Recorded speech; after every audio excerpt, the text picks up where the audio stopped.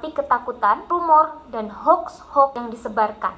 Halo semuanya, saya Rahma Ardiana Trinandini, berasal dari kota yang terkenal akan kelezatan sotonya. Yap, Lamongan. Dulu saya pernah bercita-cita menjadi seorang dokter.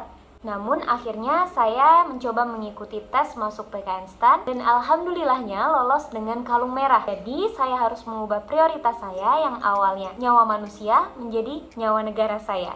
Nah, pada akhir tahun 2019, publik digegerkan dengan kemunculan sebuah virus yang berasal dari Wuhan, China, yang kita kenal dengan sebutan COVID-19. COVID-19 atau coronavirus ini sendiri, per tanggal 2 April 2020, telah berhasil merenggut nyawa 170 warga negara Indonesia. Pemerintah Indonesia sendiri telah menghimbau untuk melakukan social distancing atau pembatasan jarak antara satu dengan yang lainnya agar penyebaran COVID-19 ini dapat ditekan. Namun faktanya masih banyak masyarakat yang tidak patuh dan melanggar himbauan dari pemerintah ini. Beberapa alasan mereka tidak patuh terhadap himbauan pemerintah ini adalah kurangnya sosialisasi dan pengetahuan mereka mengenai bahaya yang dapat ditimbulkan oleh COVID-19 ini, dan juga tidak adanya peraturan yang mengikat mereka dan mengharuskan mereka untuk patuh terhadap himbauan-himbauan social distancing ini. Opsi yang telah dipilih pemerintah per tanggal 2 April 2020 yakni pembatasan sosial berskala besar atau PSBB. PSBB ini dalam perumusannya ditetapkan oleh Menteri Kesehatan dibantu dengan Doni Monardo selaku Ketua Gugus Penanganan COVID-19 dan juga Kepala Daerah dengan berdasarkan Undang-Undang Nomor 6 Tahun 2018 tentang kekarantinaan kesehatan. Pemerintah juga telah menerbitkan PP mengenai pembatasan sosial berskala besar atau PSBB dan juga keputusan Presiden mengenai penetapan kedaruratan kesehatan masyarakat. Opsi-opsi yang telah dipilih pemerintah dalam menangani COVID-19 ini menurut saya merupakan suatu langkah yang tepat karena seharusnya memang pemerintah menerbitkan peraturan yang dapat mengikat masyarakat. Kenapa sih hal itu penting? Mengutip perkataan Bapak Insinyur Joko Widodo, musuh terbesar kita bukanlah soal virus itu sendiri, tapi ketakutan, rumor, dan hoax-hoax yang disebarkan. Indonesia itu butuh undang-undang yang dapat memimpin penanganan COVID-19 ini. Alasan-alasan yang mendasari